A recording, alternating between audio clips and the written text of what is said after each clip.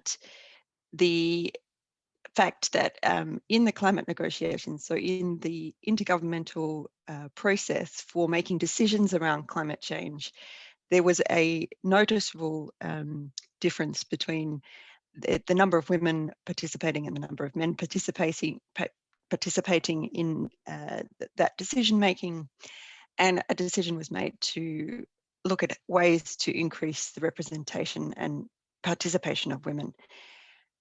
Fast forward or move forward to 2012, and there was still an issue of a disproportionate number of men to women in the decision-making process. So a decision was made on setting a goal of gender balance under the UNFCCC process for national delegations, but also for the decision-making bodies, the bodies that work on technical and policy issues on climate change. And gender and climate change became a standing agenda item under the COP. There had been a successive number of work programs, and the first ever gender action plan was agreed in 2017. And a successor work program and gender action plan was agreed last year. Importantly, in 2015 in the Paris Agreement, there was a reference to human rights language, and that included gender equality and women's empowerment, as well as intergenerational equity. Next slide, please. The current enhanced Lima work program on gender is made up of a framework, a decision which has sort of long-term open-ended actions like an invitation to parties to nominate a national gender and climate change focal point. And also it sets out sort of regular ongoing work for the Secretariat in support of gender and climate change under the Convention and the Paris Agreement.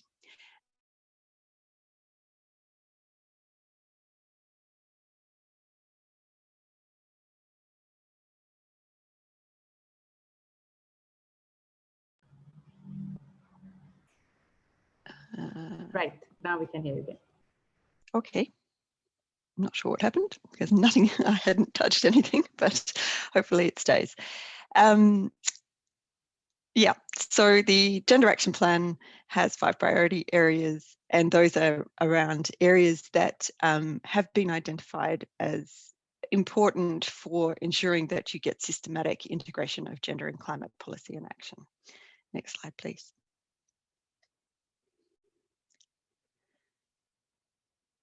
So those areas, as I say, include things like capacity building, knowledge management and communication, gender balance, participation and women's leadership, because that still remains a challenging area.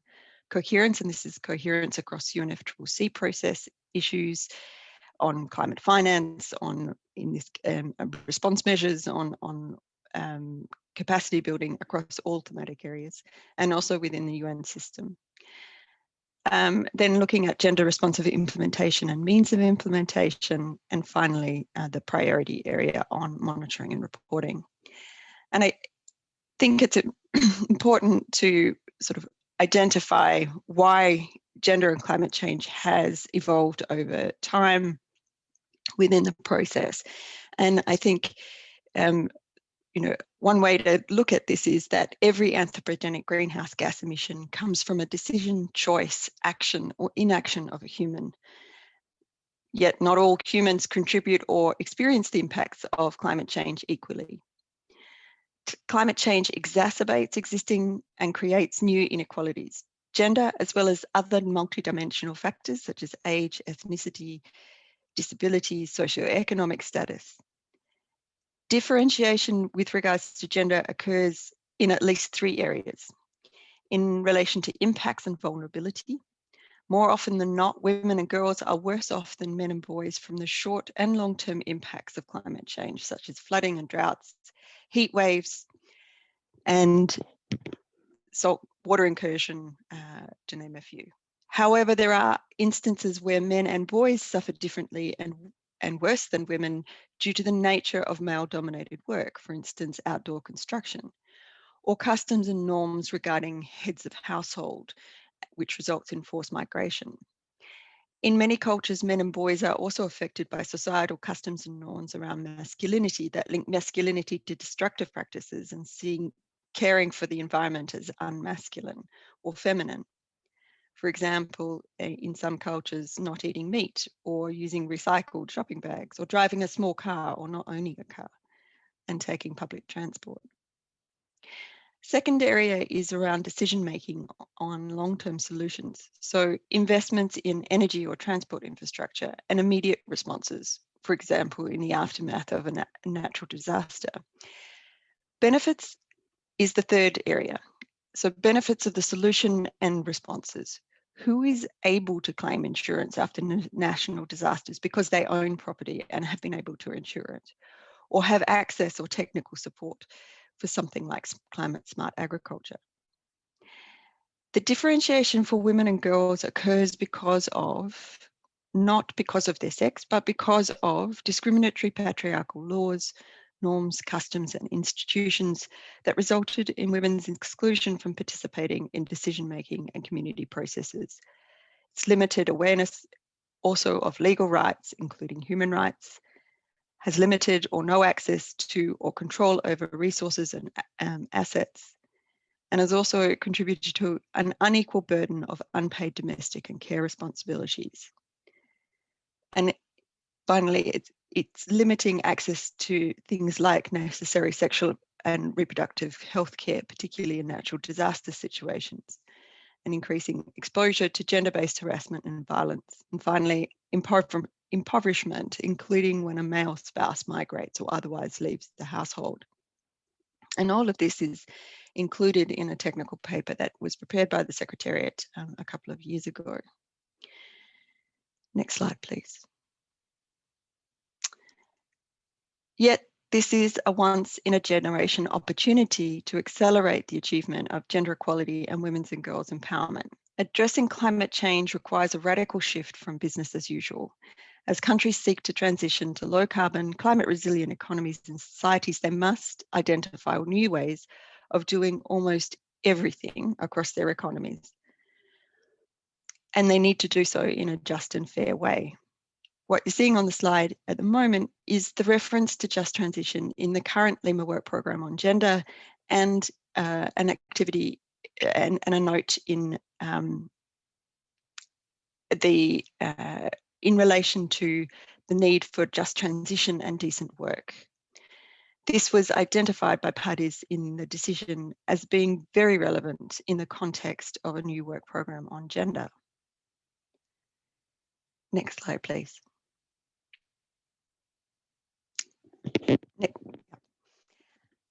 Climate change threatens or will create disruption to many services and industries, from tourism to agriculture and food systems to the textile industry to transport, energy, and the built environment.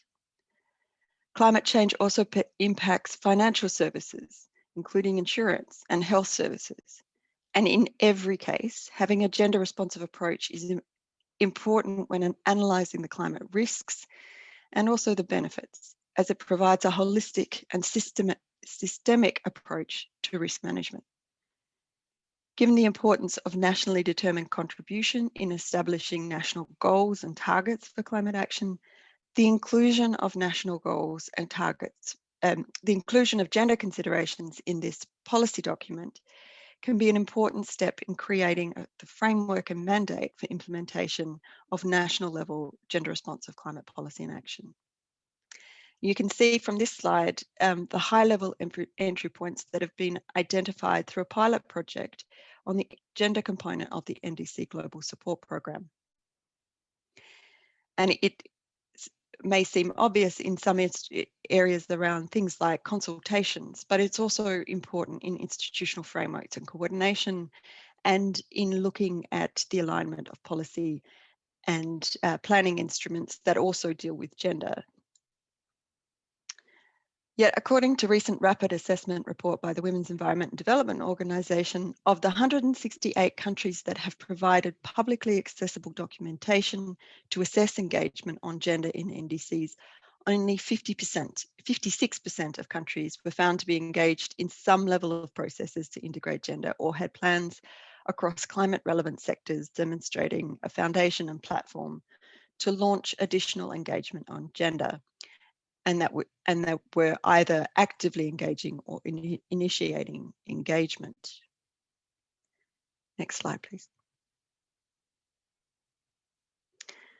And it's not only NDCs that create the enabling environment for gender responsive climate policy and action. Other important policy instruments, such as the national adaptation plans and long-term strategies, also provide opportunities for creating this framework and for building the institutional capacity to integrate gender across all aspects of climate policy. You can see from the NAP diagram, which was prepared by the NAP Global Network, that there are similarities also with the NDC entry points. And there is a point to this, that if you can build this capacity and if you can, if you're able to put in place the infrastructure for integrating gender, and that includes institutional arrangements, but also participation and monitoring and reporting. If you're doing it for one process, you will then you will have set up the framework for other processes. And finally, I just wanted to use a concrete example, and I've used this example before, of gender responsiveness in the agriculture sector, because it's a useful sector. It's both adaptation and mitigation, and in fact also has elements of loss and damage. And women make up 43% of the agricultural labour force in developing countries, with the composition ranging from 20% or less in Latin America to 50% or more in some countries in Asia and Africa.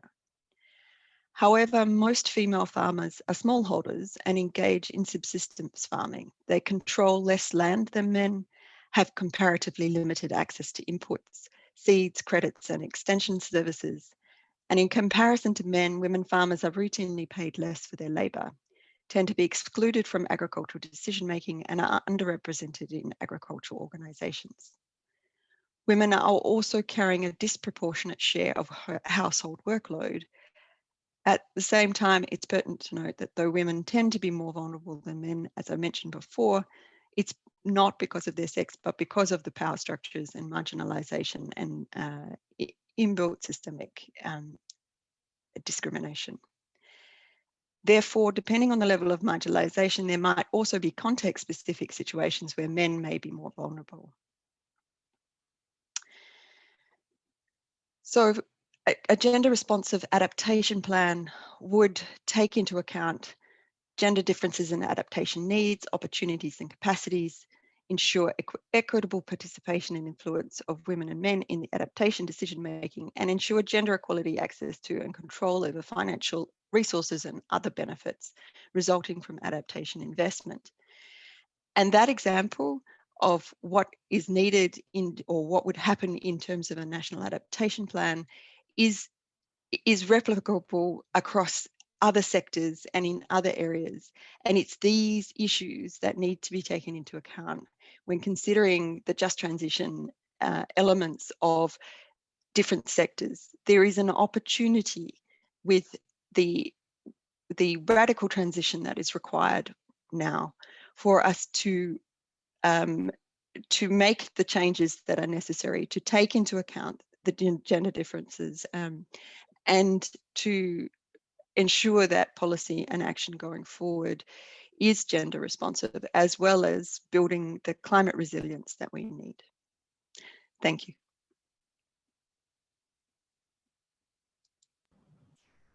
Thank you, Fleur, for setting the scene for the conversation on gender and how just transition and gender is linked.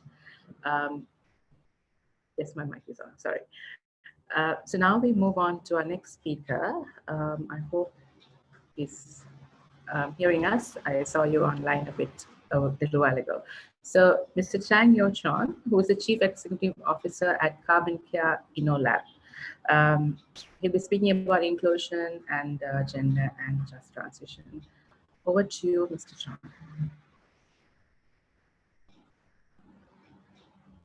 Can you hear us?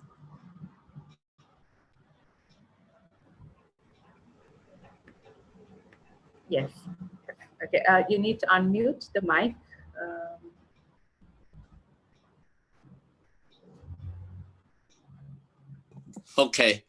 Is it okay? Yes, now we can hear you. Please speak. Okay, thank you very much. For some reason, I cannot hear you very well. There might be some technical problem on my side, but I'll speak anyway. What's this one? I have sent over a PowerPoint. Have you seen it?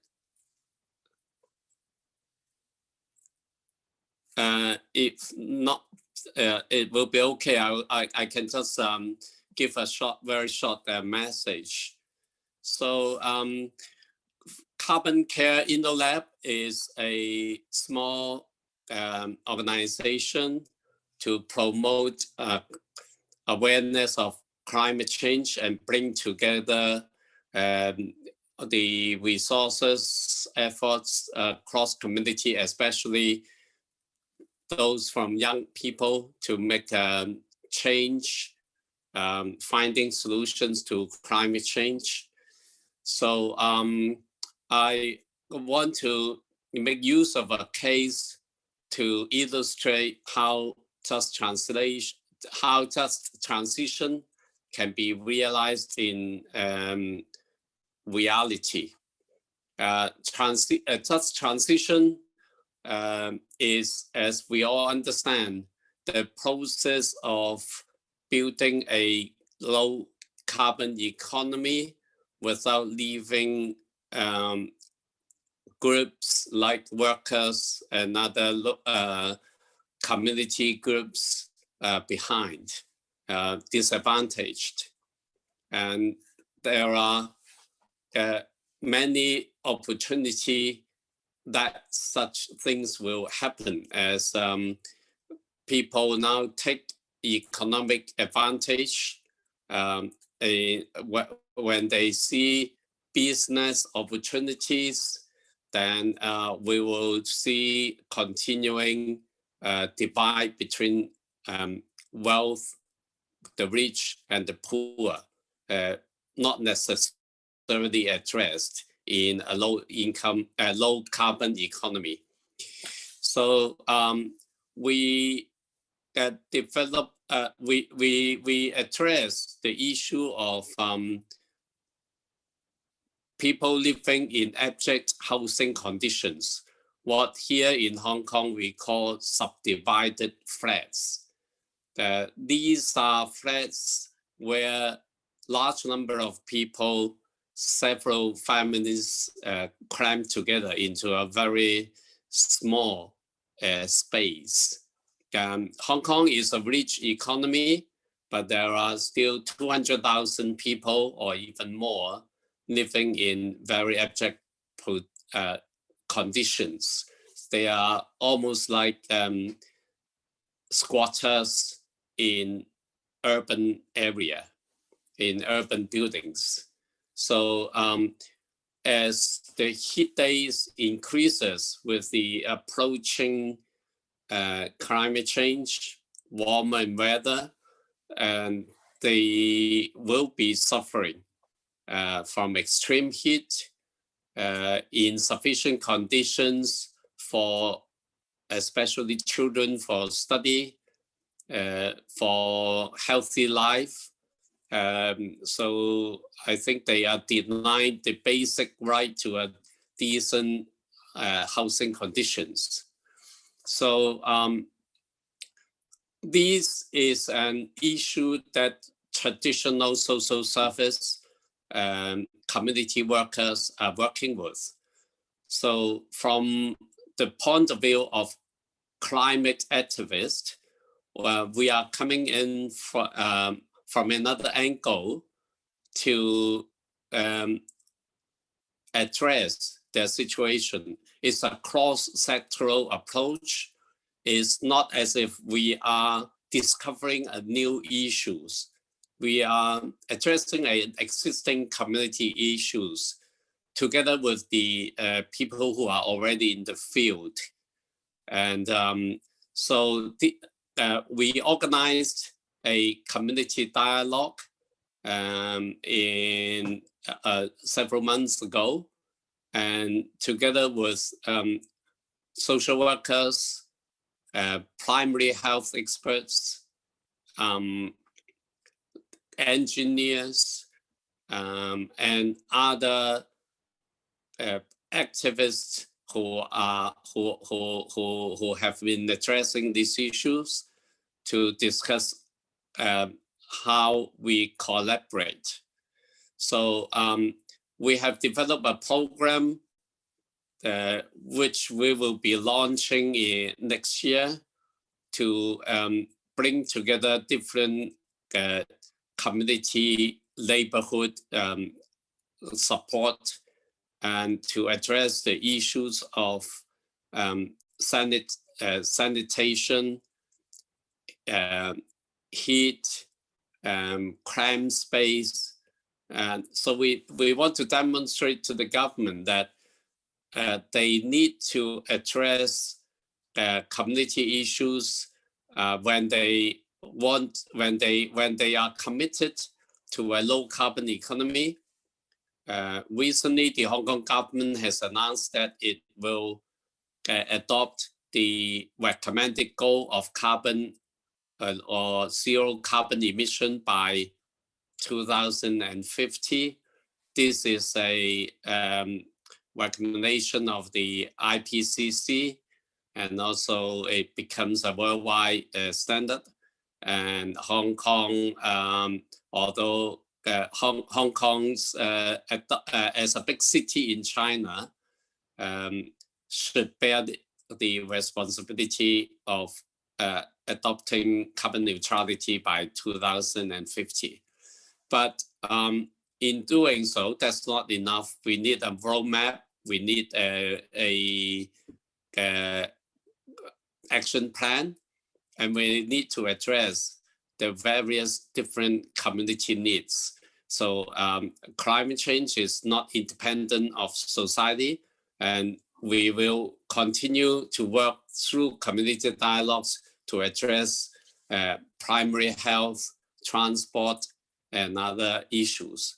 I think the good thing about this community dialogue was initiated by climate workers like us, is to demonstrate to other community civil society workers that the issues converge, and just transition can only be achieved if people work together across different sectors and advocacy agenda.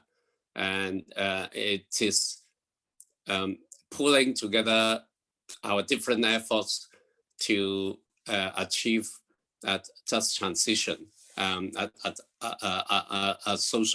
achieve equality and social justice. I have been a disability advocate, and I think this is also another area where just transition needs to address, whether the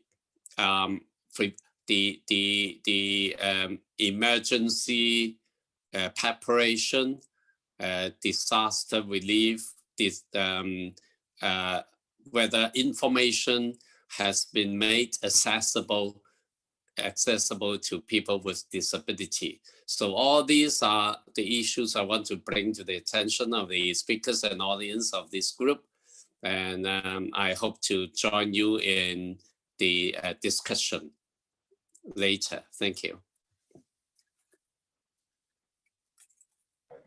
Thank you, Mr. Sean, for that very insightful conversation where we're discussing different angles of social justice linked to just transition.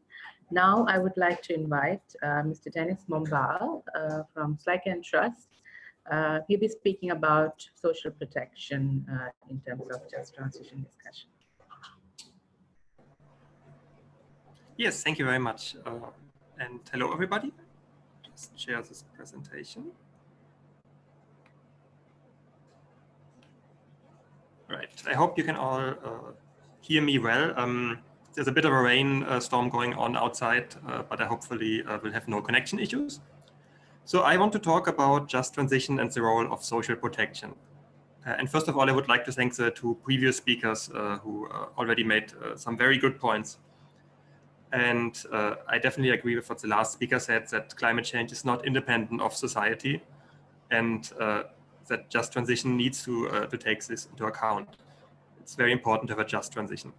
And there are multiple elements to just transition. We discussed some of them in the sessions earlier today and yesterday.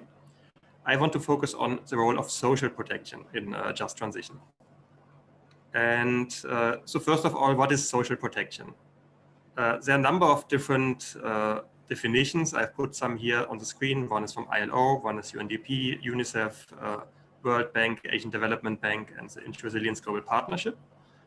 They have a lot of common elements. One would be that they all describe social protection as a set of policies and programs, or policies and instruments, or systems, policies and programs. So it's not one thing, it's a number of different things that come together. And I think also one takeaway of this is it's not just government doing it, not just government policies, but it can also be things that the private sector is doing, that NGOs are doing, that even communities are doing themselves. There are a number of different kinds of social protection that address different issues. So that is one commonality among these definitions. The other, I think, is that all of them address vulnerabilities and address risk, of which vulnerability would be an element, or protection. So they're all about reducing risk, managing risk, handling risk, and protecting people who are exposed to risks of deprivation, of poverty, of social exclusion, to all kinds of economic and social risks of inequality, interruption, or loss of income, of livelihoods, or even loss of lives. And social protection can encompass a number of different elements. Here are some listed that are the most common ones. For example, unemployment insurance for people losing their jobs, maternity protection, healthcare, for example, for workplace injuries, sickness, child and family benefits, old age, disability benefits, pensions, survivors benefits, different kinds of social assistance programs, skills training, and even things like enterprise support can fall under social protection. And there are basically two kinds. One would be contributory schemes, and one would be non-contributory schemes. So one would be something that the government provides based on tax finances. The other can be something that people are involved in. For example, social insurance schemes. For example, unemployment insurance is often something people pay into. Pension schemes, something people pay into. And then, of course, there are things that are run by the private sector, insurance schemes. Here's an overview of different kinds of insurance and social protection instruments. This has been put together by the Inter-Resilience Global Partnership. And it basically lists the different levels. So there's a local level, micro level. There's a meso level, a macro level, and then also like a regional or international level. And these have different elements. Like there can be informal social protection schemes. They are listed here under the local level. For example, group savings or farmer associations working together. And there can be micro-level insurance, for example, insurance on the household scale, individual scale. Regional things would be meso-level insurance, for example, for financial institutions or even for farmer associations, or even regional safety nets like the Kenya hunger safety net. And then, of course, we can go to the national level, which is where most of the traditional social protection schemes are located.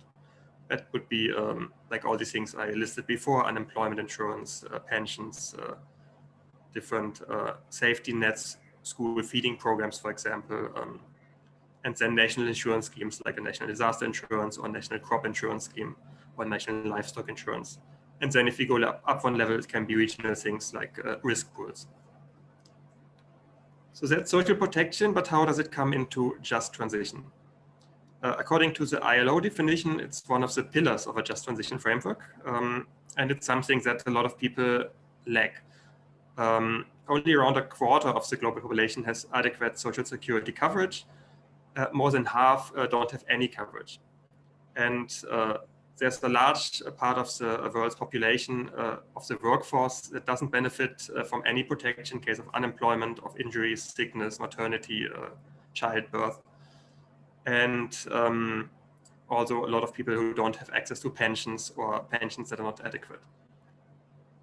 And I also want to add from the IPCC fifth assessment report, there it mentions in the working group 2 part of it, that transformative processes, which I would say just transition is one of, can take advantage of synergies between adaptation planning, development strategies, social protection, and disaster risk reduction management. So all these things can come together. Social protection can be an element of the transformation that goes together with other elements such as adaptation measures and sustainable development. So just transition means that societies and economies transform towards resilience and sustainability. It includes adaptation, mitigation, and then also sustainable development, the green growth aspect of it. And another way of framing this is basically that there are risks that exist. And one would be risks of the transition themselves. That can be market risks, but also other kinds of risks that people are exposed to when a society moves and transitions to like a more sustainable form of doing things and running the economy. There's a risk of being left behind. There's a risk of mismatches between what people are like producing or working on and what the market is willing to buy or what is needed. And then also another part of it is a transition away from risks, which would be the climate risks and the transition toward resilience. So social protection can be seen as a kind of risk management tool. And it would actually address all of the elements that a normal risk management framework can address. It can reduce risks, it can transfer risks, for example, through insurance schemes, or even the unemployment benefits and stuff like that. Risk can be retained, and through all of this, it can protect workers and also their families and communities from risks. And it can, on the other hand, enable them and encourage them to take new risks and overcome the constraints that they have. It can be a sort of investment into communities and their development by allowing them to move toward more sustainable kinds of production and taking part of the risks that they take, that they have to take when they transition. I go into a bit more detail on that. I would be amiss if I wouldn't mention that social protection is also featured in many of the SDGs. These 5 SDGs mention it directly, but of course it's also relevant for a number of other SDGs. But for no poverty, good health and well-being, gender equality, reduced inequalities, and decent work and economic growth, social protection would be a key element.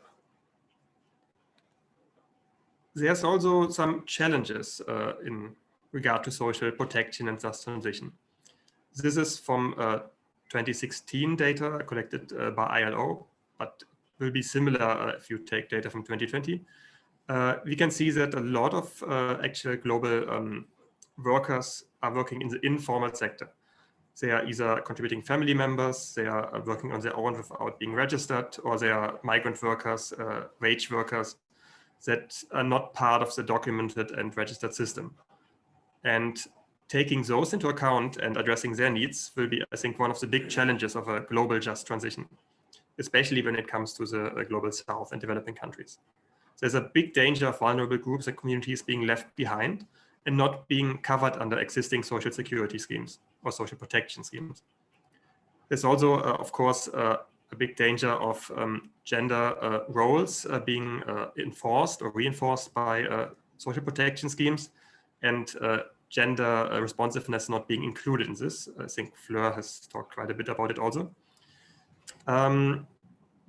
With existing schemes, there's often a lack of protection across the life cycle. There are gaps in that.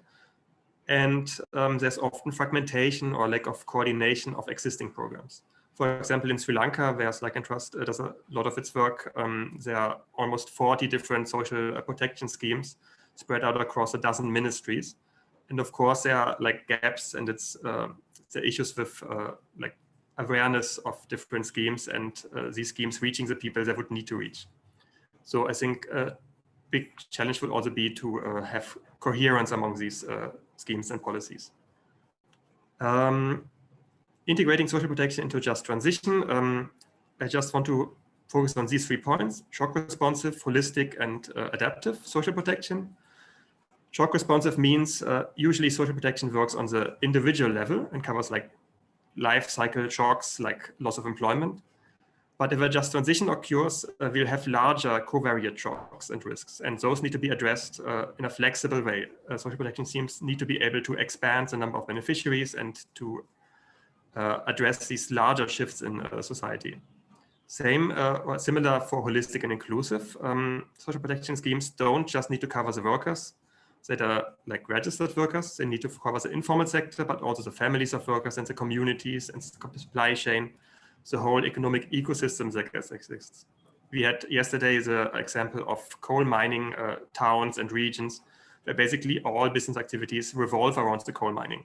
So people are either coal miners, families of coal miners, or part of the supply chain for the coal mine, or they run a shop that is frequented by coal miners and their families. And all these people need to be included in the just transition, and they need to be included under the social protection schemes. And adaptive social protection is the last thing, would be, I think, kind of a different way of looking at shock responsive. Shock responsive would be the risk management lens, adaptive would be the adaptation lens, where social protection works together with adaptation measures to improve the resilience to climate change and helps people to adapt to the changes that are there in climate, and works to combine this with development activities to have like a coherent way forward and social protection that addresses the risks of transformation and the risks people are transferring away from.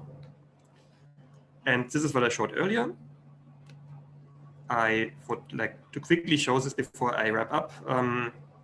These are some additional things that could be included in social protection schemes to address the needs of a just transition. These can be productive safety nets, for example, cash transfers, but also things like homegrown school feeding, where school feeding programs are run by local farmers and supplied by them, and therefore create actual work and income opportunities for the local community. Asset accumulation programs, usually around livestock, public works programs that can create jobs and at the same time build up more resilient infrastructure and adapt like the whole area and the whole community to climate change. And if it gives ownership of this infrastructure to the community, it can be a great way to enhance social protection and create a transition that doesn't depend on the jobs that are being lost. Increasing capacity to respond counter-cyclically, compensation for temporary income losses, for example, farmers transitioning to different crops and different cultivation methods might have a loss of yield in the first years. To compensate for that would allow them to take this risk and actually transition to a different and more sustainable way of cultivation. Job guarantees, wage and benefit parity guarantees, very important. If there are concrete guarantees in place that people can earn as much as they're earning now, or that they get the same benefits and guaranteed jobs, they are much more willing to participate in a just transition and accept that their old losses might be lost. Payment for environmental services, a good way to also include indigenous communities or communities dependent on forestry and local ecosystems.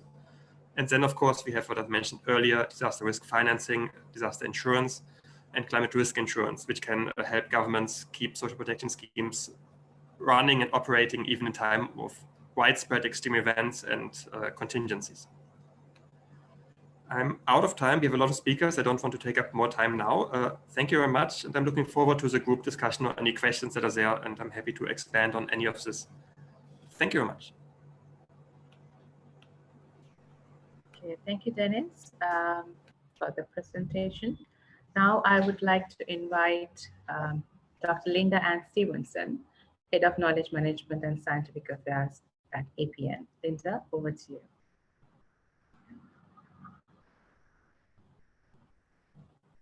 Can you see my screen, Rosita? Yes, you can. Let me just start my video. Okay. Good morning, good afternoon, and good evening. I'm Linda Stevenson, and I represent the Asia Pacific Network for Global Change Research in my capacity as Head of Knowledge Management and Scientific Affairs. Let me take this opportunity to thank you, Rosita, and everyone behind the scenes for organizing this virtual summit on just transition. I had to do a little bit of research myself on just transition, and It seems that the idea of just transition emerged decades ago, but has gained prominence over the past few years. The concept itself solidifying the connection between the three pillars of sustainable development, being society, the environment, and economy, and provides connective issues between the SDGs. You know, this said, APN itself has not specifically looked at the terminology of just transition, particularly as related to climate change and circular economy, but we are now addressing that as we approach our 5th strategic phase from 2021. APN believes, though, that just transition is extremely broad and includes aspects relating to climate change vulnerability in terms of the impacts and adaptation required to increase resilience. In light of this, in this presentation, I'd like to focus on a number of case studies at local levels in a number of countries in Asia, and the kinds of adaptation that's being considered in terms of transformation, which I guess is similar to, you know, transition. I'll also introduce 2 activities that will be further elaborated by Drs. Jacobson and Dr. Raj, who can speak to gender inclusion and community-based approaches to climate resilience. My presentation will also look at some of the outputs of our 4th strategic phase, and will highlight how we plan to address the COVID-19 impacts on global change and sustainability through our current call for proposals. As a kind of disclaimer from my side, from a personal perspective, I'm learning rather a lot on the term of just transition, and really have come to realize just in the past 2 days that it's not simply about just transition of the workforce, you know, as outlined in the preamble of the Paris Agreement. Is like so much bigger. Anyway, let me move on. First, I'll talk a little bit about who we are and what we do. APN was established in 1996 as an intergovernmental research network with 22 member countries. Our focus areas are broad under the overarching umbrella of global change and sustainability, and range from climate change and climate variability, biodiversity and ecosystem services, to risk reduction and resilience and the societal aspects or human dimensions of global change. We have 4 strategic goals that support regional research collaboration in the region, build capacity to participate in scientific research that supports decision-making, strengthen science policy interactions, and cooperate with other global like-minded global change and sustainability organizations, which in fact, you know, brings me here, or brings us here today. Just to show you what we've been doing in the past 4 years, the results of our 4th strategic phase report from 2015 to 2020 stresses that APN is continuing to provide real benefit to its member countries in the region. The pillars of its work mainly focus on supporting regional research programs in the global change and sustainability space, as well as supporting activities to strengthen the capability of scientists in the region, scientists particularly in low and middle income countries, to work in these fields, enabling researchers to provide policy relevant information. And, you know, looking at the figures on this slide, we've completed 119 projects, and 70% of those projects engaged early career professionals. And that's a major milestone for APN, given that we're a real capacity building network. As a network, we engaged over 1,600 scientists, 11,600 people, and we had over 650 outputs, many of which were peer-reviewed articles and policy briefs, but a lot, in terms of, you know, this particular summit, a lot were handbooks and toolkits, particularly for adaptation and climate resilience. From the phrase cloud that you see on the left of the screen, some of the key priorities of our member countries have included climate change, you know, which is no surprise, and its impacts, including extreme weather events, downscaling, disaster risk reduction, and technology transfer. Okay, so while APN has conducted really so many community-based resilience and adaptation projects, this particular presentation will focus on 6 case studies around scientific and human resource capacity. which I guess is crucial in the just transition conversation. These studies will cover countries, as you see on the slide, cover countries in Southeast Asia and East Asia. I think with the case studies that I show, you will be able to see some of the social aspects of protection for just transition, particularly in light of increased resilience and protecting livelihoods. And just having heard Dennis speak, you know, it's nice that I'm coming next, because I think the case studies will be, will be quite complementary. So first up, this project that you see on the screen focused on reusing crop residue for enhanced soil function and emissions reduction towards climate adaptive agricultural waste. The activity focused on field level research in 2 study sites in India and Bhutan to determine the best possible practical solution for marginal farmers to use agricultural waste to improve their soil quality and then, of course, increase their crop production and the crop productivity. The study sites were in 2 different agroecological landscapes where burning agricultural waste is creating, really serious threats for climate, local populations in terms of health and the surrounding environment. As many climate smart solutions for agro waste management are too costly for marginal farmers, this place-based research offers practical solutions for waste management at local scales. The results show that adaptation and mitigation synergies in that substituting agro-biomass burning by removing and reapplying waste is an adaptive strategy for agricultural waste management that also has mitigation benefits. There are other real benefits in terms of the reduction of CO2 and particular matter 2.5, and suggests further research in different agro-geographical zones on crop residue applications in other landscape systems. In terms of the co-benefits, 27 farmers were trained and are implementing these new practices. So that really goes a long way in terms of this just transition and reducing greenhouse gas emissions at the same time. While limited to local scales, this study has developed a place-based method framework and design that can be used anywhere in the world to find out the most environmentally and production-wise effective crop residue and management system. Moving to somewhere kind of different, but still on the agricultural front, this study looked at crop productivity of wheat in various regions in Pakistan, particularly at future changes in growing degree days of wheat by using the WCRP Cordex regional climate projection models.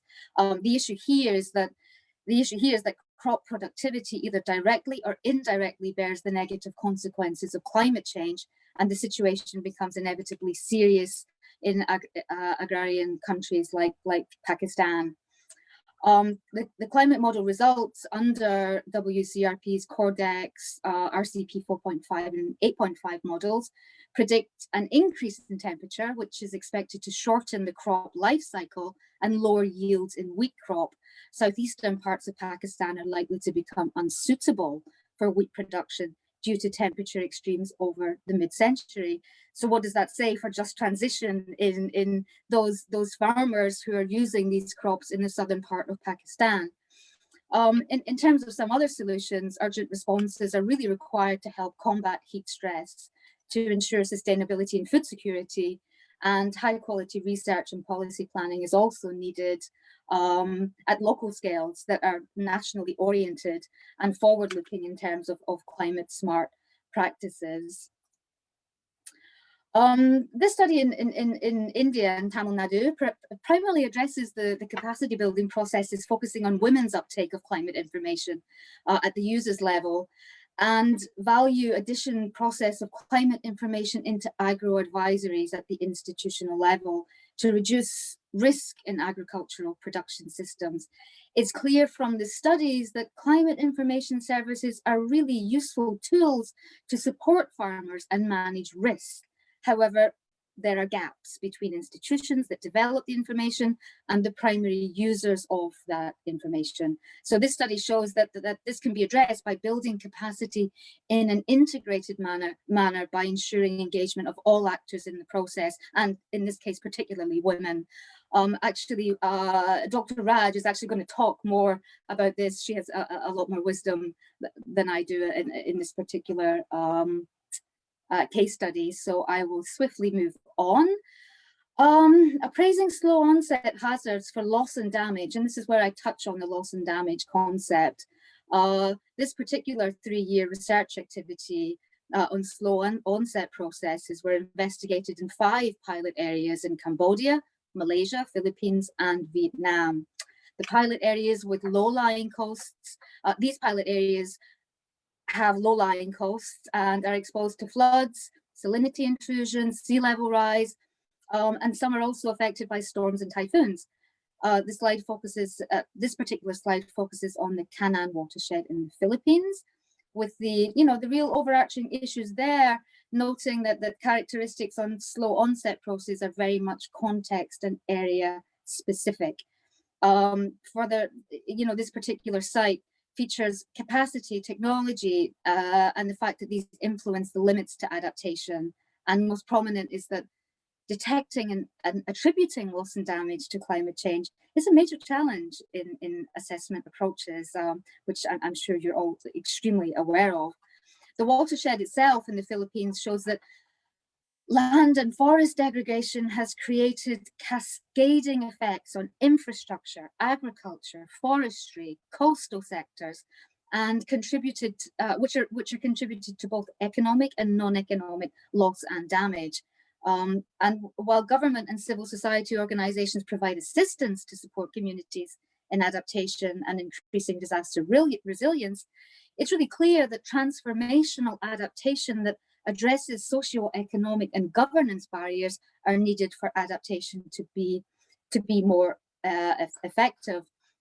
I mean, ultimately, overall, where science clearly links warming and sea level rise to anthropogenic causes, and human influence in a particular area is minimal, loss and damage assessments are relevant to policy platforms such as the UNFCCC, and is an area where the just transition dialogue needs to be developed, I feel, a lot further. Moving on. I think I'm running over time. Let me go back. I will quickly I'll probably skip this slide because Dr. Jacobson is going to talk about this particular climate change, or using simple assessment tools to empower communities to build resilience. And I won't steal her thunder, and I'll swiftly move on to the next, because I really want to talk about this particular project on traditional livelihoods and mining, coexisting in a changing climate, and how we strengthen public-private partnerships in Mongolia to reduce risk.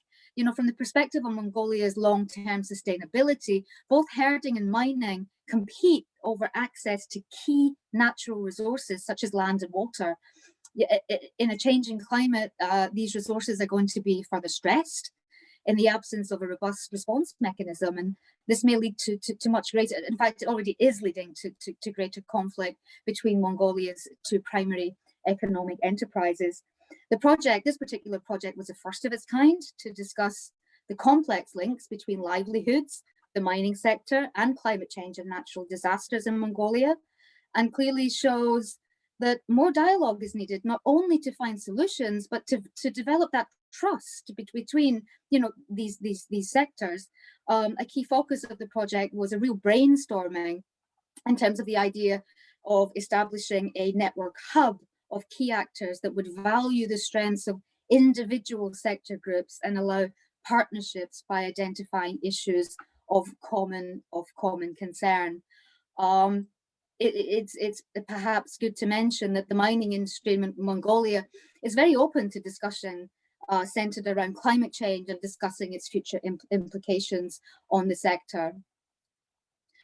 Moving on, this is a slide on our 2020 call for proposals. I wasn't really sure whether to put this in because the call ends on Sunday. The deadline is midnight on Sunday. But what I did want to talk about, we do focus on 5 key priority areas, but what I wanted to mainly show is that we are focusing this year particularly on the impacts of the pandemic. So we're looking at the pursuit of transformation to more resilient societies, and specifically we're calling for proposals in 3 areas. That's integrated approaches to promote decarbonized societies, regional, circular and ecological sphere, and formulation of decentralized societies to create long-term economic and societal benefits. The second is to build back better, promote greener economies, improve air quality and waste management, and define more sustainable pathways for society and nature. And the third, which I think, is really, really important, particularly at the community level, is the impacts on local livelihoods and human security, increasing resilience and adaptation while ensuring harmony between society and nature. If you are interested in submitting a proposal, you'll have to be quick. The deadline is midnight Japanese time on the 6th of December. And I'm going to leave it there. Thanks for letting me ramble. That's it. Thanks so much for the opportunity to present, Vasita, and everyone else. Thank you. Thank you, Linda. That was very informative. I'm sure there are other people who are interested in submitting proposals as well. So I guess more information would be available on the APN website for that purpose. Now moving to the next speakers, we have 2 researchers who have worked with APN and focus on the themes of the sessions we have now. First, I would like to talk to Dr. Rengalakshmi Raj, Director, Eco-Technology at MSSRF. Over to you, Doctor.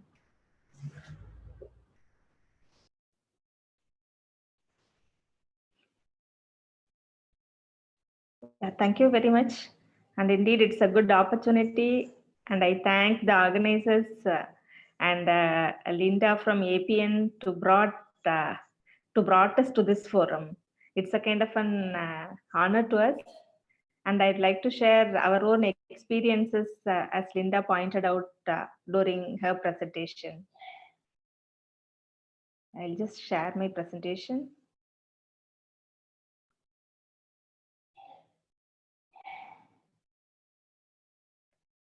Is my presentation visible? It is. Yeah, okay.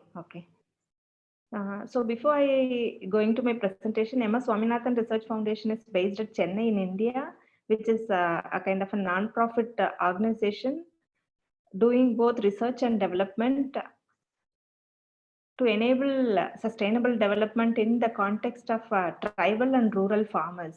It works across several states in India in different ecologies to bring issues related to coastal resource management, biodiversity, technologies, how ICT technologies can be used for enhancing livelihood initiatives, then agriculture, health and nutrition initiatives.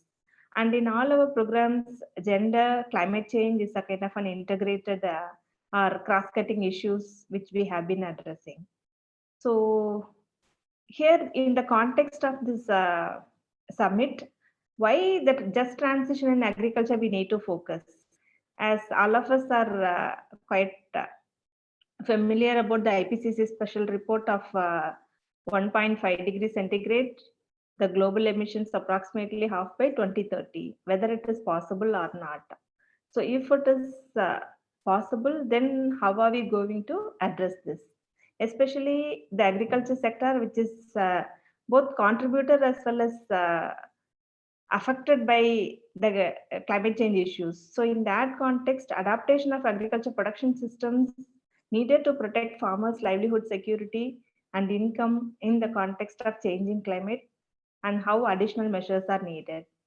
And very specific here is women make up 43% of the agricultural labor force in developing countries, especially in Southeastern Asia, and throughout developing countries as well as underdeveloped countries, women's participation in agriculture is enhancing. Mostly men are moving out of agriculture, and women take up the different roles, additional roles, not only as cultivators and laborers, and they are into managers and entrepreneurs.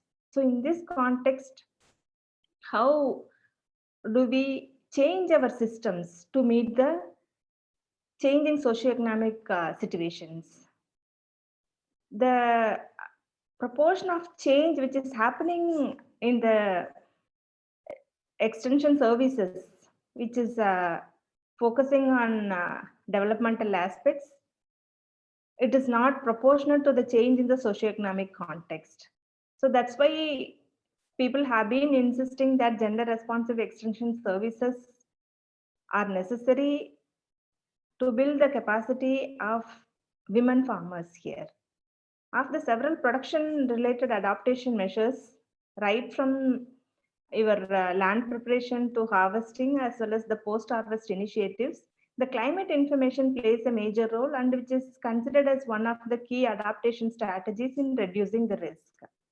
So here I'm going to take up the case study as mentioned by Linda, that enhancing women farmers' adaptive capacity to the challenges of climate change, how the gender climate information systems can be developed, which is a kind of an system which supports the whole value chain, the information value chain, because there are multiple actors are involved in the process, right from the climate information developers to the users. So how do you build the whole system as a kind of a gender sensitive and same time build the capacity, ensuring the sustainability at the end.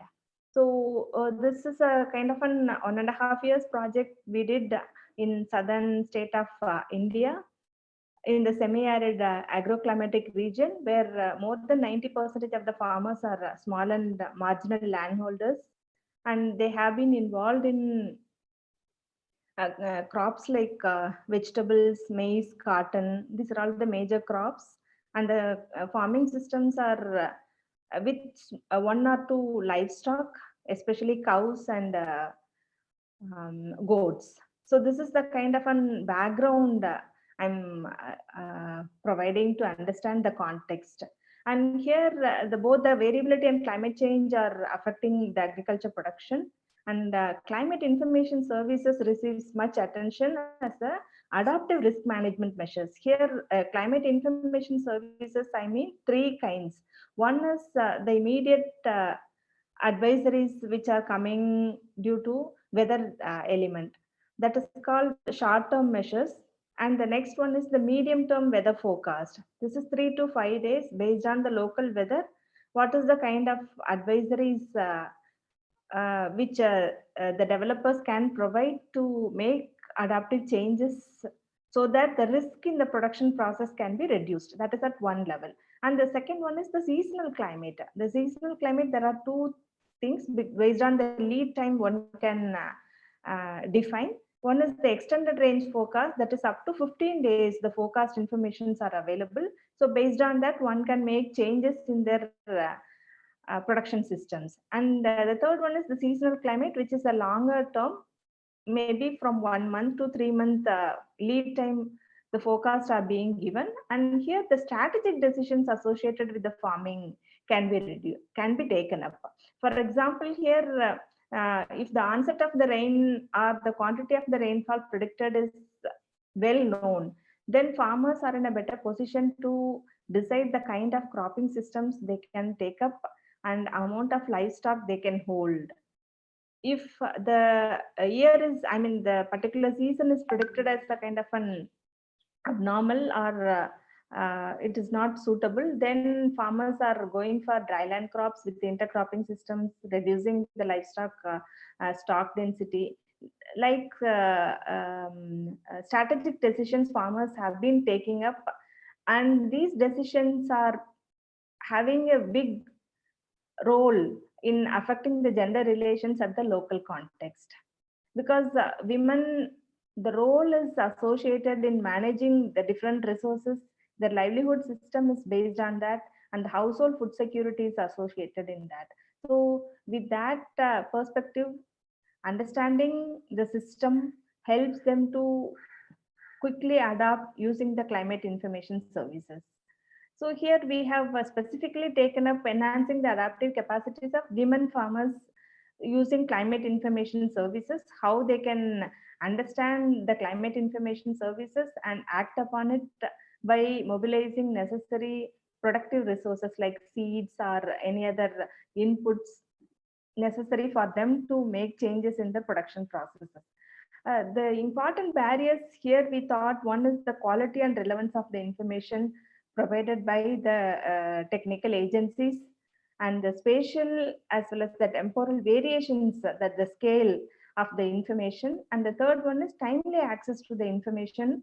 Then fourth, to use the access to other resources like seeds, other inputs, because women are having difficulty in accessing the resources, even though they are receiving information, but translating that information into action, action needs some more support services. So how do we ensure that? So with that perspective, we first did the stakeholder mapping, which is a very basic step to understand the social inclusivity, including gender. So here we mapped out the whole information chain for all the main players, who are making change, who could make change in the system. One is the agro-meteorological field unit facilitators in developing and disseminating agro advisories based on the forecast information. This is the first player. They are developing the advisories. So we need to sensitize them first. How do we include women are also as a kind of an user group? Otherwise, they just see the cropping system. They just take 5 major crops which are cultivated in the particular block or district. Accordingly, they generate advisories and disseminate it. But those informations may not cover the crops which are primarily handled by women, or the livestock component which are handled by women. For those things, advisories are missing. So we need to sensitize the AMFU facilitators first in understanding the user groups and tweak the advisories to the local situation. The second one is the Farmers Association, which is a network of small farmers who are acting at the block level or district level. It is kind of a collective, more than 1,000 members are part of it. So these associations are promoting different information services, and not only information services, other services like inputs, technology, then credit, marketing services. So in that context, farmers in association are well placed to support farmers with climate information services, and same time extending other resources which are essential to translate information into action. And the third one is the cadre of community resource persons, because they are the one which are at the village level, closely interact with women members, demonstrate technologies, or disseminate the climate information. With available climate information, what advisories can be tweaked at the local level. They act as a kind of an interface between the farmer producer organizations as well as the women members who are at the field level. And the fourth one is the women farmers at the field level to uptake the climate and weather information. Fifth one, of course, is the policymakers. How these changes can be institutionalized at the state, district, as well as research institution level, who are developing climate information for the risk reduction purposes. And here the stakeholders were categorized into 3 levels: organizational level, grassroots level, then policy level. And this is at the first level, the stakeholder engagement. We had a discussion with several AMFUs, agro-meteorological field unit at the field level, to generate the actions.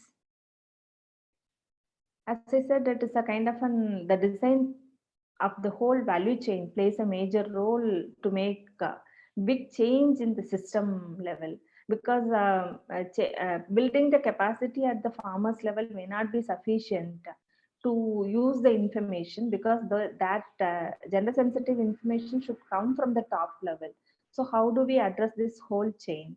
Here in this particular project, we could able to address the information needs of gender sensitive information needs at several level. One is agro-meteorological field unit level. 7 units we could able to make them to take part in this initiative. Then 21 farmer producer organizations at the local level. Then 30 climate risk managers have been promoted, and 3,000 women farmers at the grassroots level has been reached within the short period of time using this information chain approach.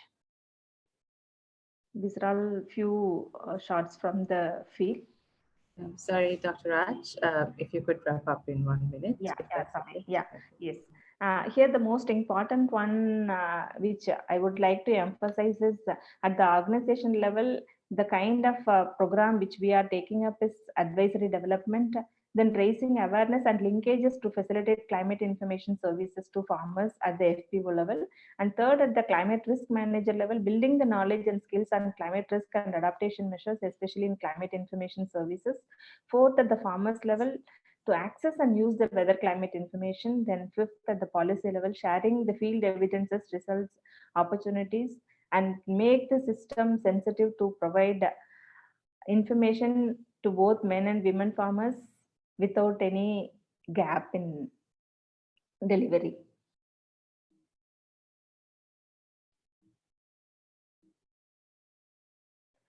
Fifth one is, another crucial point is ensuring sustainability with gender sensitive approach. Here, as I said, planning and implementation stage, we need to keep the sustainability element into consideration, working with several institutions at the state and grassroots level to improve use and uptake of climate information in reducing climate risk. It took some time for us to sensitize the information, institution at the higher level to bring the gender approach, but when we initiated the interaction with the farmers and they understood and they could be able to make changes in the strategies through which it is being continued in the field.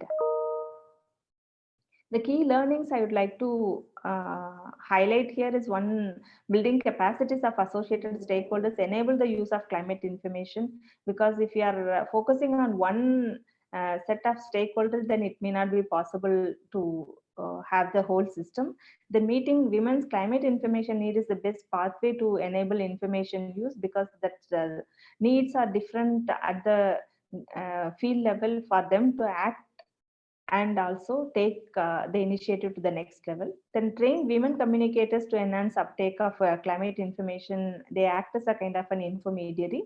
Then the group approach among women farmers add value to the demand for climate information, and the collectives like FPOs play a major role in facilitating women's capacities to act on climate information by extending access to different services. So with that, I conclude my talk, and thank you very much, and looking forward for your ideas, inputs, and feedback. And I thank APN for extending the support and the capable program. With that, with this support, we could able to get back to this project. Thank you very much. Okay, thank you, Dr. Raj. We have two more speakers. One, again, research findings being presented. Now I would like to request Dr. Chris Jacobson, who's development consultant at Live and Learn, to share the research findings of her research. And I would like to request both speakers who will be going next to kindly keep to the time so we could have a discussion on the presented facts as well. Thank you very much. Sure. Thank you, Bosita, for the introduction. I am a former academic. When I started this work in Cambodia, I've been working there 8 years. It was with support of the APN, but I've since transitioned out of academia to work in Cambodia for the UN, for Food and Agriculture Organization, and then now working as a consultant to Live and Learn. That's an NGO that works across the Asia Pacific and climate adaptation. So I'm going to share a story with you that is a combination of the various bits of work that we've been doing in the Siem Reap province in Cambodia. So hopefully you can all see that presentation. The work has grown well beyond my original APN project, which was partnered with the FAO project in part of the catchment, has since included DFAT work and is now focused quite a lot on working with APSARA Authority and the Ministry of Foreign Affairs and trade from New Zealand. So it's a very strongly evidence-based work, but the story I'm sharing is bundled together of 5 years work across various different support. So I really wanted to start to talk about the context of climate change in Cambodia. And this is a graphic that shows a trend in climate change using a vegetation index. And you can see in that bottom part of the graphic, there's a lot of green, and that's showing a trend towards greening actually. But it's important to note that it's based around population centres, the major highway, and also around irrigation infrastructure. So the trend in the upper part of the catchment where I started my work is a trend towards drying, and it's at a much faster pace than the trend towards greening. And it's really important because this part of the population is rural, subsistence and poor, and it's very sparsely populated area. And that is often not very well understood, given that our national statistics systems in countries like Cambodia are based around a sample that's where the most of the population lives. It's not in these areas. So I'm going to link to the theme of just transition to consider really just for whom. So my work with APN started in a framework to understand climate resilience, and it included 44 questions where communities could sit together and have a discussion and make a score about how they were tracking essentially with their resilience. And we went back and repeated this exercise over time. And what you can see here is the arrows from the yellow to the green show that the community perceives that it's improving its resilience, and probably because of the ongoing global environment facility project in the area. But what we did is follow that up with some household interviews, and we found that the improvement didn't really reflect the vulnerability in the community. And it's actually quite important because we found that the food insecure households, and it's a really high rate of food insecurity, varying year to year, but over 30% severe food insecurity. These households were more vulnerable to climate change, and they were often caught in a poverty trap where they lacked sizable lands, they had lower quality lands, and this limited their economic opportunities. As a result, we had a large amount of migration that often resulted in food insecurity, which was because of labour shortages. So it seems like things are great, but when you look at the finer scale, we see vulnerability is making the story quite a lot different. So I also worked, because of this work, got some attention and was asked to come and work in the lower part of the catchment to look at water and adaptation. And we did some detailed analysis of the New Zealand government funded Angkor Community Heritage Advancement Project. This project invested in Barai, as you see here, West Melbourne, these lakes that enabled the temple stability, if you've all been to Angkor Wat, but also groundwater recharge. And the project invested in supporting crop that have short supply chains. So for example, Damlong Daikla, which is a kind of a vine-grown potato. The water storage also supported, really importantly, flood mitigation and drought mitigation. And so in these communities in the lower part of the catchment, we have much higher crop diversity, and we also have much lower food insecurity, lower levels of migration, and general better well-being in that part of the catchment. So the takeaways for us were that perhaps moving into the future, we can take some of this investment in water infrastructure and flood mitigation up into the upper part of the catchment and maybe deliver some of the same benefits. There's also a risk in the lower part of the catchment to sustain some of the benefits of these kinds of projects where water quantity and quality are degrading because of the amount of deforestation in the upper catchment. So in terms of thinking about just transition, I just wanted to share that small case study, and I could talk a lot more about it. Live and Learn is currently working towards landscape-based solutions that support just transition within the catchment. So I think the lessons from this work is that we need a very careful assessment of vulnerability and what it means both within communities and between communities as well, particularly if we're not capturing them in national statistical data sets. In our case, we know from our community focus groups that the deforestation is being driven by those who are most vulnerable to climate change. So if we don't address their needs, then we are unlikely to be able to address the solutions of just adaptation or adaptation in any case within the entire catchment. The second point that has really been clear here is that migration, the 45% migration, most of it men, has quite significant impacts in terms of adaptation options in the upper part of the catchment and elsewhere. So the gendered nature of migration has impacts for agricultural extension services, particularly given that women are less educated and more likely to have difficulties with reading and writing. And if we don't do this, we will be left with a situation, I think, where migration is actually maladaptation.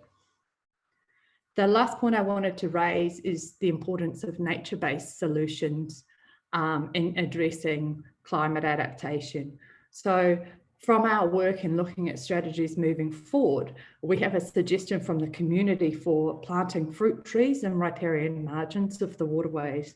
And this would support the stabilisation and improve water quality, but also provides potential jobs and skills in tree nurseries. It addresses food shortages and provides shade. And it also provides a basis that we can start to look at payment for ecosystem services in the long term. So I think I'm going to keep it very short, but these are the sort of strategies that we're working towards now in Cambodia. And I want to thank Linda and the APN for kickstarting me on this big journey. It's changed direction quite a few times, but it's getting very interesting. Thank you. Thank you very much, Dr. Jacobson, for the presentation. It's very insightful, all these case studies and the lessons that we are hearing of, which we can take into our work and the discussions as well. So now we have the last speaker for the first part of the event. It's Ms. Ming Ang Nguyen. I hope I pronounced your name right, Ming, and Climate Protection Fellow, IASS. Over to you. Thank you, Rosita, and thank you the whole team to inviting me to attend in this very interesting webinar on Summit.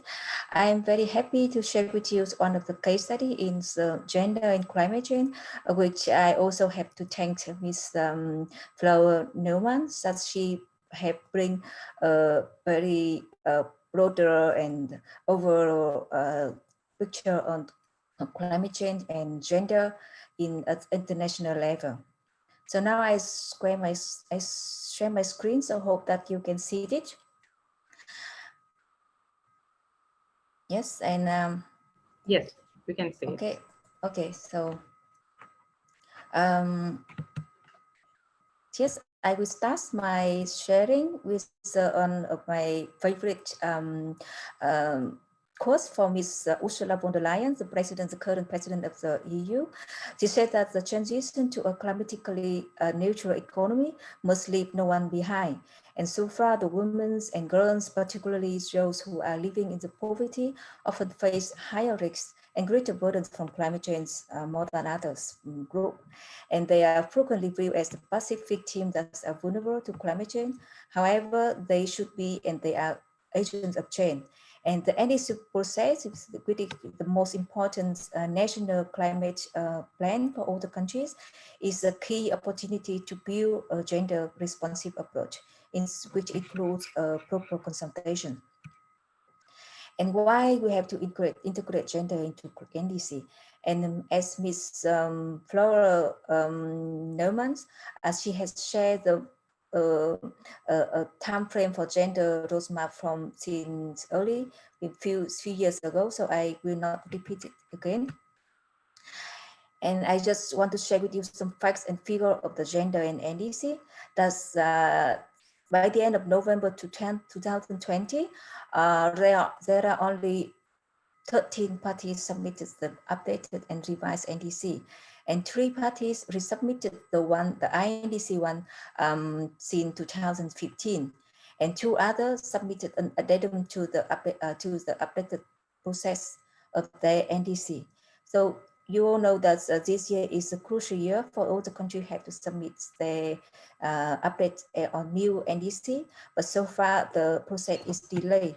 And one of the reasons is the COVID-19, which happens since early of this year. And where is the Gender Equality International Climate Plan, which is NDC? And according to the recent assessment from Canaan International, they found out that the gender is not systematically considered in the revised NDC submitted so far. And only 8 among 18 NDC analyzed include a reference to women or gender. And more of these only mention gender in the context of broader cross-cutting issue. And the most common way of positions the role of women is a vulnerable group. And only few countries, which include Vietnam, and I'm quite happy with this, that's mainstream gender across relevant sectors. And moreover, Norway, Chile, and Jamaica NDC are considered as the gender responsive NDC only. And you can see that in the list, that's all top ranked countries in the gender responsive are just developing countries, excepting Norway. And because the developed countries mostly focus on mitigations, while the commitment on gender from countries, from global south, from developing countries, it is a conditional for them to accept, to get access to the climate finance or technology or capacity building support. And it's very clear that's almost complete absence of gender responsive budgeting in the new and update NDC. So that is some fact and figure of climate change and gender so far. And now I move to the next section that I wish like to share a case study from Vietnam that I was involved since in the previous position I worked with GIZ, that we have set up a team or a consortium among different development organizations, and we would aim to advocate for a gender mainstreaming into the climate change related policy. And NDC is the entry point for us to work with the government. And this group started from mid-2018 and including several organizations like GIZ, UN Women, CCWG, which is the most the biggest NGO network in Vietnam. And in these topics, Canaan International and SNV was involved mostly. And within the point that the gender is not as extensively integrated into the first NDC, and with only a few reference to gender aspect and position of women in only adaptation section only. And at that time when we create the group, and the NDC is still on the ongoing process in the review and update. And by now, until September to this year, NDC of Vietnam, the updated one, was submitted to the UNFCCC. And according to the analysis from Canaan International, gender is integrated as the general cross-cutting issue, and also as was mentioned in some relevant sector like agriculture. That is the good and the main achievement and main improvement regarding the gender in the NDC. And the approach we use when we work with the government on this topic, that we share the international experience or national good practice as the evidence base for them to see, and we show the gender gaps in the existing NDC within the tech. And the whole group have prepared a policy paper and very concrete recommendation to improve or to mainstream the gender topics into the text of the NDC. And it's very fortunate that at that time the government, the agency, they are very open to how to say, to make the Vietnam NDC become more gender responsive, and they address some of our recommendation, and they allow us to attend the team meeting and also the writing retreats. That's mostly just only the pupil or the member who in charge for writing and developing the NDC only. And it's good that we attended that meeting and we share our recommendation directly to the government and as a collective voice. And achievements, as I said, that's when the updated NDC of Vietnam was submitted. The gender aspect in this NDC is improved, and is also a setting stone for us to work further with the government in the topic of gender and climate change. And we, after the NDC, we also have other chance to cooperate with the Ministry of Environment in Vietnam to mainstream the gender into the NAP, the National Adaptation Plan, and also some other climate policy like Vietnam climate change strategy. And hopefully that we can, we are still in discussing, but hopefully that we can together with the government to develop the gender action plan for climate change, which is quite ambitious. And here is some challenges and the success factor when we work with the government in this topic. And I will not go into detail in this as we are running out of time. So I just share with you a very concrete example on how we can have the gender and social inclusion into the climate policy, which is considered one of the just transition, which we all advocate for. So thank you very much, and I am very happy and very glad to have further discussion with you in the next section. Thank you. Thank you, Min. It's great that we ended with the NDC discussion because we can connect with what we're discussing with the policy interventions and national, how all these that we're discussing could be integrated into actions. So thank you. Now we move on to the group discussion, the second part of our session. And I would like to request Senashia to explain how things work, and Dennis in 1 minute to explain all the technical aspects involved in it. So Senashia, over to you. Right. Thanks, Osita, and thank you, speakers, for a really great session so far. So before we go into our Greco groups, just want to say thank you to all of to everyone who's joined us from Facebook. We will be ending the live stream now before we go into group work. So during your group work, please kindly elect the facilitator and a note taker within your groups, and also someone who will present the work if neither of them would like to.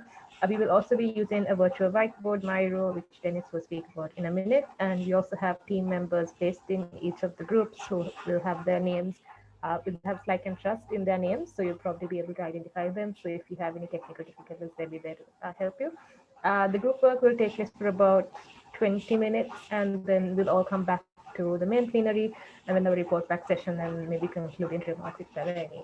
So that's it for now. And once Dennis gives a quick brief on the on Miro, you all will be all put into groups in about 30 seconds. Thank you. All right. Hello, everybody. I'll just quickly give an introduction to this Miro thing. So in the groups, each group will have a link to a Miro board. It will be put into the chat box. You can just click on it, and then you'll see something like that in your browser, which is basically a virtual whiteboard where you can put some post-its and write your input on. And basically, you can just go on the left side, there's this field sticky note. You click on it and you drag a new note into here, type your input, and place it somewhere in the section that you think it belongs to. And then that's it. And if there's any issues, if you cannot access the Miro board, or if you're on your phone joining or any technical problem is there, just put your input into the chat box and someone from our team will put it onto the board. And also the team will try to capture the input given in the session and put that onto the board as well. All right, thank you very much. Okay, thank you, Dennis. And I hope everyone understood what we are supposed to be doing. So we will have a few questions, guiding questions. Please select a facilitator and a rapporteur. You can discuss your experiences, things that relate to the guiding questions, and be prepared to have a report back, which would be 3 minutes, and we'll have 2 groups, so 3 minutes each for the 2 groups. Tanasha will send the link now. Please click on it, and you'll be directed to the group that you'll be discussing in. Thank you.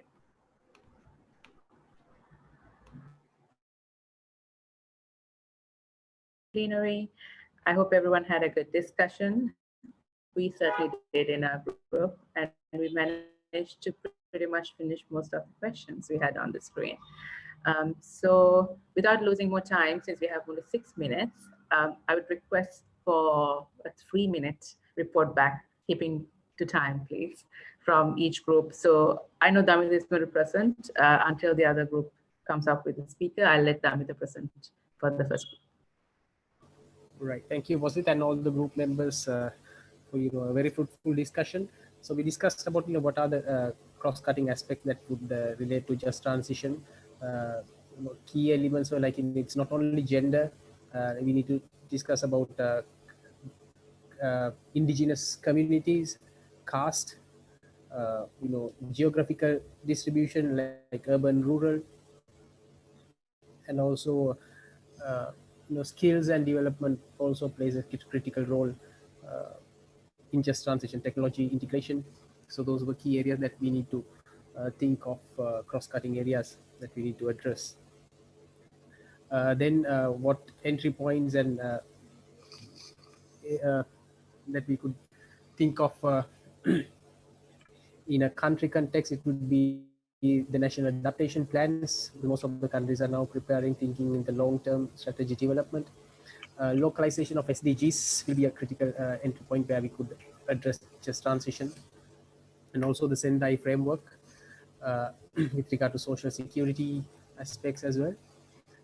And another critical point is the sub-level action plan, sub-national level, like local authorities. Some countries it could be provincials. So developing those sub-national plans, integrating just transition would be key entry points that we discussed in our group. Then we've discussed about what are the challenges posed by the COVID-19 situation, whether it's there are challenges and opportunities. The idea was that there are some are challenges, some are opportunities, because countries are pushed to go, recover back from COVID-19. So whether we go back to a brown economy again, or start from with a new approach to go for a green economy. So it, while the countries are pushed to create new jobs and go back to economic revival, COVID-19 has shown a new way of, working with less emissions, less transportation. So new way of life or way of working is possible also. So this opportunity created by COVID-19 should be taken. At the same time, the threat posed to the vulnerable communities by COVID-19 has to be taken into critical consideration when we think of just transition. So those were the main points I think we discussed in our group. Anyone else can add if you think I miss any points? Okay, I'm going to give 10 seconds. If no one adds, I will quickly move to the next group. Thank you, Damita. Anyone else who wants to add more information, please use the chat box and we can read anything else that needs to be added. And we'll also share the mirror summaries with you after this session within the week, the coming week. Who would be presenting for the next group? Which one is that? Is that ours? Yes, Linda. Okay, Over so can I share my screen? Is it? Oh, I'm not sharing my screen. Is it possible for me to share my screen? Should be, yes, you could. Okay. So, are you able to see that? Yes, can see it. Fantastic. Okay. So we only managed to get 2 of the questions. Sorry, it took us a while to kind of navigate what we were doing. We looked at the key cross-cutting aspects related to just transition. I think that's really what we focused on mostly. So first of all, in farming systems, cross-cutting issues that we have to understand that it's migration related and productivity related. The next was adaptation strategies. We need to be careful, as it can be a big issue in terms of migration, because there's forced migrations that cause insecurities. Issues on that seem to be maladaptive. There might be different migration patterns depending on different gender roles. There's a need for climate change and gender to be done at a community level. People on the ground know what will and will not work. So in this sense, the top-down approach doesn't really work. We also talked about how do you scale up community engagement when it comes to climate policy making. When we talk about community scales, we don't have the data that we're using for our statistics. So actually understanding the landscape is pretty much near impossible, and that too easy to ignore because we don't understand what's going on when we don't have the data. In Sri Lanka, official statistics, in Sri Lanka's official statistics, sorry about the spelling, I was typing fast. A small part of the workforce is female, which is not the real picture. Migration is not properly registered or reflected. In Sri Lanka, we need to get the data, perhaps from the communities themselves. Then they can be integrated more into the decision-making processes. In terms of integration with all different policies and institutions, and inclusion could be a theme under the cross-cutting issues related to just transition. Then moving on to impacts of the coronavirus, the only thing that we talked about, because we had 20 seconds, was that the alternative forms of social protection that were really presented by Dennis are really good entry points for addressing the impacts of the coronavirus. And that's it. If I'm sure I've missed something, so please feel free to add if you so wish. Thank you, Linda. That was great. We have a presentation out of the discussion as well. Thank you very much. Thank you to both groups for the fruitful discussions. I think we learned a lot and a lot of information to be taken into the products that we'll be developing, hopefully, after this summit's completed. So we don't have a lot of time, and we've actually run out of time. We're 1 minute over time at the moment. Senasha, do you have your Mentimeter, or can we wrap up? I do have it. If everyone doesn't mind staying on for another 3 minutes, I'll be happy to share that. So please log on to www.menti.com and you'll just enter the code 9918054 and you should see a question now. Is that in the chat? Yes, it's in the chat. So Menti, okay. All right, Menti. I love Menti. Menti. Oh, wonderful. Getting that. Menti and the code is 9918054. Okay. All right.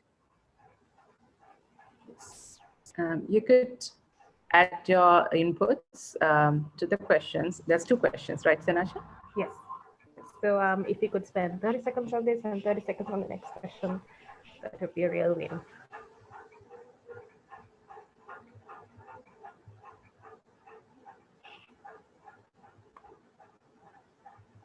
So while everyone is typing in answers, hopefully soon, you don't need to type a lot. Keywords, key answers would be sufficient. We'll be taking this input also into the products we'll be sharing with you later within the year, yes, before the year ends.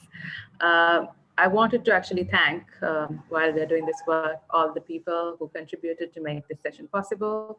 We had a lot of speakers. I want to thank the co-leads, CCC and the APN, for supporting this session, and also the co-leading speakers and the contributing experts.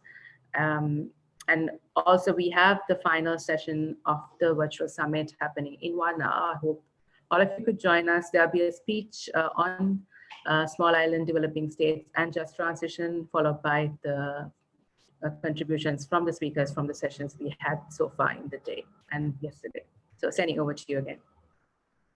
Right, thank you. And we're getting in quite a bit of responses. I'm going to move on to the next question.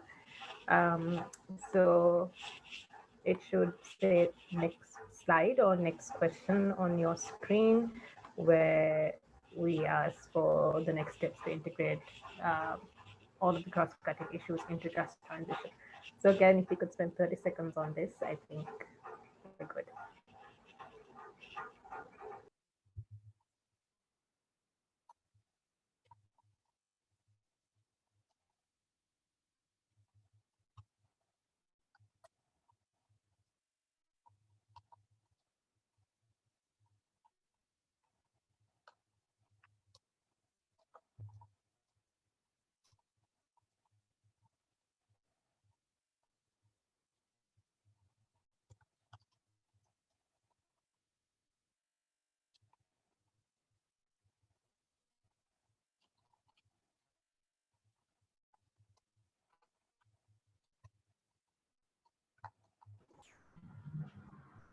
So maybe Senasha, what we can do is, okay, while you're having the answers coming in, you can also read this out, those who are typing in. We could take this content for the report back to the final session as well. So the outputs that were in the group discussion plus these points will be reported during the last session of the summit. Seni, do you want to quickly give a summary of what is there on the screen? Yeah, sure. So some of the responses that we are getting so far are to build coalitions and partnerships with community level, clearly articulate how practices differ from current community approach and support them as part of community adaptation. Also to find better ways to integrate just transition into climate and development policies. And I'll just read one more. Include the conversation in with communities, vulnerable groups who are not aware and are overlooked, including local knowledge and data. So thank you. We've gotten very interesting responses given that we're 6 minutes over time, and thank you very much for staying on. I'm going to stop my screen share and yeah. Okay, so that is the end of this session. A big thank you to all the speakers, all the participants, and an applause to everyone who contributed. We look forward to having you again for the final session, if it's not too late where you are joining us from, in 1 hour. Thank you and speak to you soon. Bye for now. Thanks so Thank much, you. guys. Bye. Yeah.